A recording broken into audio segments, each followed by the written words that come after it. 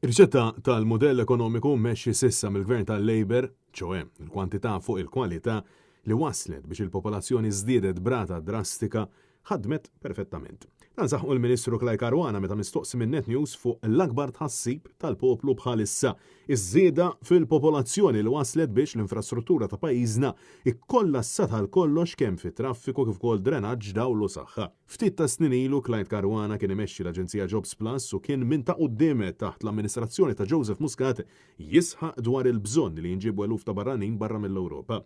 Għalaqstant, Net News staqsih kif ma bassar xu stess flimkien mal-Gvern Laburista l-impatt li kien se jħalli fuq il-kwalità tal-ħajja tal-familji Maltin u Awċin bl-imsieħba soċjali jisħqu li bdejn ir-rata aktar se jkollna sidien tan-negozji żgħar barranin mill-Maltin.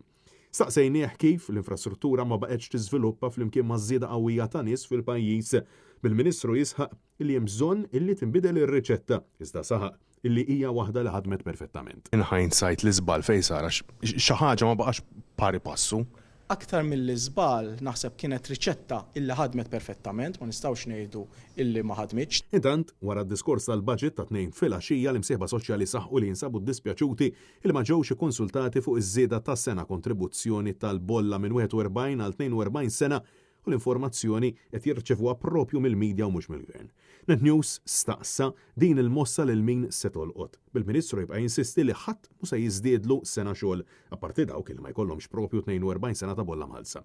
L-unika ħaġa ċerta hi illi kull ħaddiem f'Malta u Għawdex se jkollu ħallas sena oħra ta' bolla. Li qegħdin ngħidu huwa li biex wieħed ikollu il-pensjoni massima irid ikollu 42 sena kontribuzzjonijiet u mhux 41 sena kontribuzzjoni. Ġifieri irid iħallas sena oħra biex niftehim. Irid ikollu 42 flok 41 sena kontribuzzjoni. Grazzi. Francesco Catania, Net News.